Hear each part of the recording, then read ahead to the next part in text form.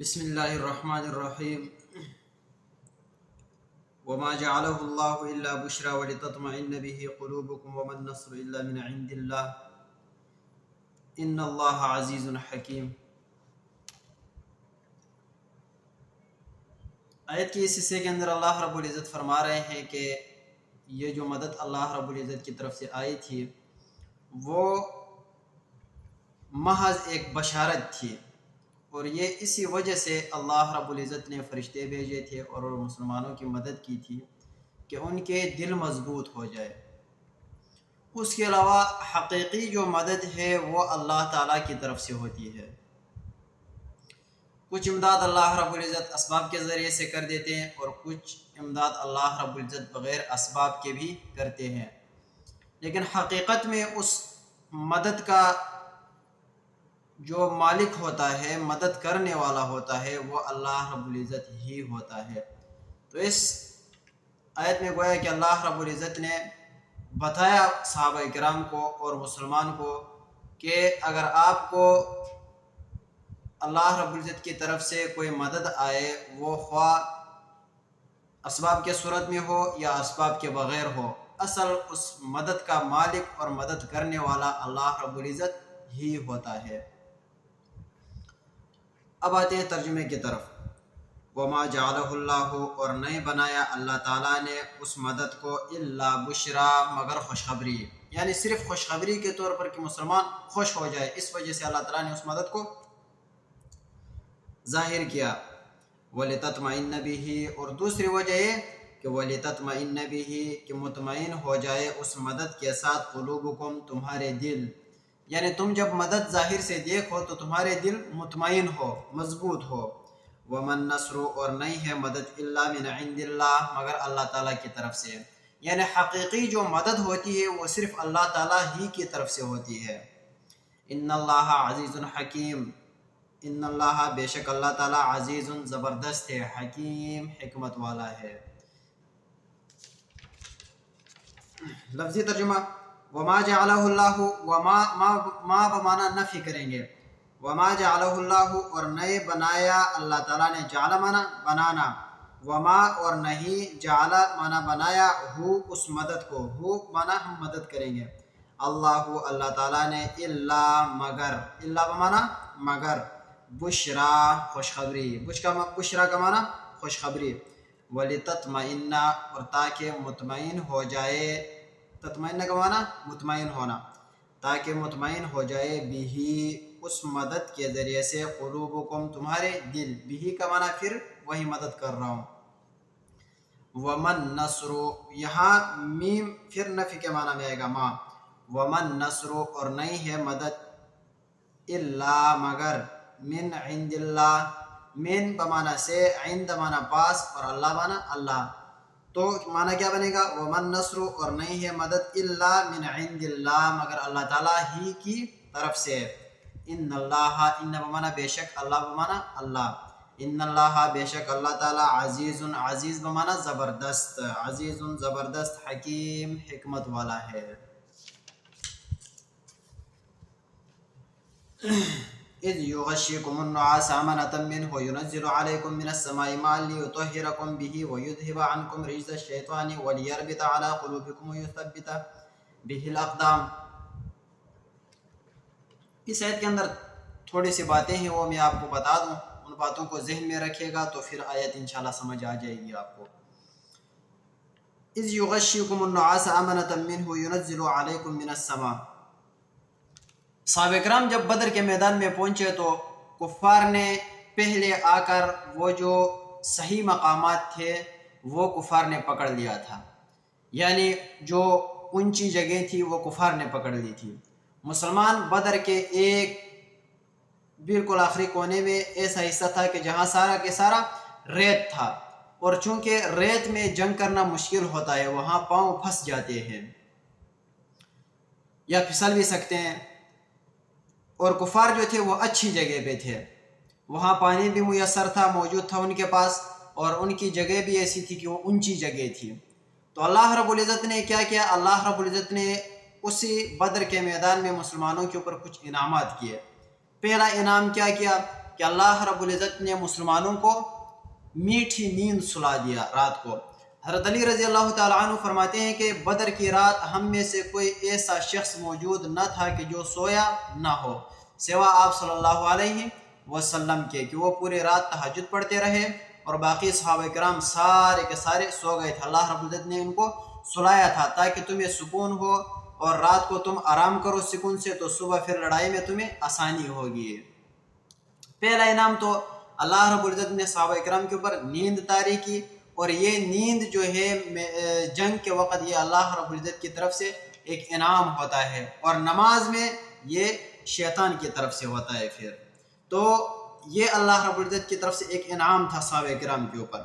دوسرا انعام اللہ رب العزت نے کیا کیا؟ اللہ رب العزت نے آسمان سے پانی برسایا، یعنی بارش برسائی۔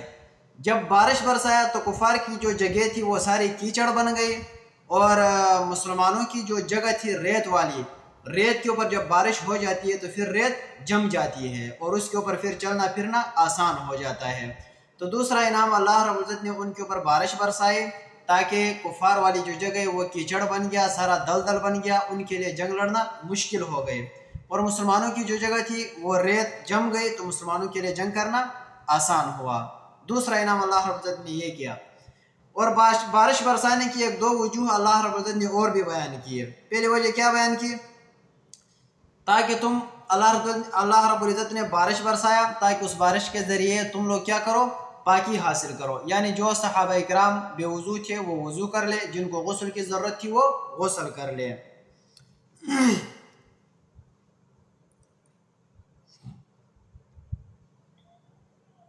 تو یہ چند انعامات اللہ رب العزت نے اسی آیت کے اندر ذکر کیے ہیں۔ اب امید ہے انشاءاللہ یہ آیت بھی آپ لوگوں کو سمجھ آ جائے گی۔ اب آتے ہیں ترجمے کی طرف۔ اذ یغشیکم النعاس، جب ڈھانپا تم کو اللہ تعالیٰ نے النعاس اونگ سے۔ نعاس کہتے ہیں اونگ کو۔ اونگ اس کیفیت کو کہتے ہیں کہ جب انسان کے اوپر نیند غالب آ جائے، نیند غلبہ کرے، تو پھر انسان کو جمائی وغیرہ آتی ہے، اور نیند کی کیفیت انسان کے اوپر طاری ہوتی ہے، تو اسی کیفیت کو نعاس اونگ کہتے ہیں، اسی کیفیت کو اونگ کہتے ہیں۔ النعاس اونگ کو، امانتا منہ، جس میں تسکین تھا، سکون تھا، یعنی وہ ایسی اونگ تھی کہ جس میں کیا تھا؟ سکون تھا، یعنی نیند اللہ رب العزت نے طاری کیا تاکہ تمہیں سکون ہو جائے۔ وَيُنَزِّلُ، دوسرا انعام، وَيُنَزِّلُ عَلَيْكُمْ، اور نازل کیا تم پر، مِنَ السَّمَاءِ، آسمان سے، مَاءً، پانی، مَاءً، پانی، لِيُطَهِّرَكُمْ، کیوں؟ لِيُطَهِّرَكُمْ، تاکہ پاک کرے تمہیں، بھی اس پانی کے ذریعے سے۔ یہاں پاک کرنے کا مطلب کیا ہے وہ میں آپ کو پہلے بتا چکا ہوں، کہ پاک کرنے کا مطلب یہ ہے کہ جو صحابہ کرام بے وضو تھے وہ وضو کر لے، اور جن کو غسل کی ضرورت تھی وہ غسل کر لے۔ وَيُذْهِبَ عَنْكُمْ رِجْزَ الشَّيْطَانِ، اور دور کر دے، لے جائے، عَنْكُمْ تم سے، رِجْزَ الشَّيْطَانِ، شیطان کی گندگی، پلیتی، یعنی اس سے شیطان کی گندگی سے مراد وساوس ہے، یعنی شیطان جو آپ کے دلوں میں وساوس ڈال رہا ہے، ان وساوس کو اللہ تعالیٰ کیا کر دے؟ ختم کر دے۔ حدیث شریف میں آتا ہے کہ جب صحابہ کرام بدر کے رات شیطان صحابہ کرام کے دلوں میں وساوس ڈالتا تھا کہ تم اپنے آپ کو حق پہ سمجھتے ہو، پورے رات تہجد بھی میں لگے ہوئے ہو، اس کے باوجود کفار جو وہ 1000 کا لشکر ہے وہ آپ سے جیت جائے گا اور آپ ہار جاؤ گے، تو اسے وساوس ڈالتا تھا شیطان مسلمانوں کے دلوں میں۔ اس کے باوجود اللہ تعالیٰ نے ان کو سکون کی نیند کیا کر دیا؟ سلا دیا۔ وَلِيَرْبِطَ عَلَىٰ قُلُوبِكُمْ، اور تاکہ مضبوط ہو جائے، عَلَىٰ قُلُوبِكُمْ، تمہارے دل، یا وَلِيَرْبِطَ عَلَىٰ قُلُوبِكُمْ، تاکہ مضبوط کر دے تمہارے دلوں کو، وَيُثَبِّتَ بِهِ الْأَقْدَامَ، اور اس پانی کے ساتھ تمہارے پاؤں کیا ہو جائے؟ جم جائے۔ وَيُثَبِّتَ، اور ثابت قدم رکھے، بِهِ، اس پانی کے ذریعے، الْأَقْدَامَ، تمہارے پاؤں، یعنی اللہ رب العزت نے وہ پانی برسایا تاکہ وہ جو ریتیلا زمین تھی وہ جم جائے، تو جب زمین جم جائے گی تو اس کے اوپر آپ کے پاؤں بھی کیا ہو جائیں گے؟ جم جائیں گے، اور آپ آسانی سے لڑ سکو گے۔ اِذْ یوحی ربک الی الملائکۃ انی معکم فثبتوا الذین آمنوا سألقی فی قلوب الذین کفروا الرعب فاضربوا فوق الأعناق واضربوا منهم کل بنان۔ اس آیت کے اندر اللہ رب العزت فرشتوں کے دو کام بیان کر رہے ہیں جو اللہ تعالیٰ نے فرشتوں کے ذریعے سونپے تھے۔ سب سے پہلا کام کیا سونپا تھا فرشتوں کے ذریعے؟ کہ آپ نے مسلمانوں کے دلوں کو کیا کرنا ہے؟ مضبوط کرنا ہے، یعنی مسلمانوں کے دلوں کو مضبوط کرنا ہے۔ اور دوسری بات کیا، اللہ رب العزت نے ان کو حکم دیا تھا کہ آپ نے کفار کے گردنوں کو مارنا ہے اور ایک ایک پورے کو مارنا ہے۔ تو اس آیت سے ثابت ہوتا ہے کہ فرشتوں نے دونوں کام کیے تھے۔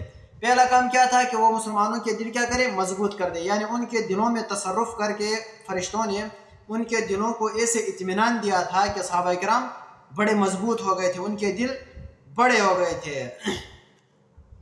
اور دوسری بات، فرشتوں نے مسلمانوں کے ساتھ مل کر جنگ بھی لڑی تھی، کیونکہ آیت میں آتا ہے کہ اللہ رب العزت نے فرشتوں کو فرمایا کہ آپ کفار کے گردنوں کو بھی مارو اور ان کے پورے پورے کو کیا کر دو، مار دو۔ تو اس سے دونوں کام ثابت ہوتے ہیں کہ فرشتوں نے دونوں کام کیے تھے۔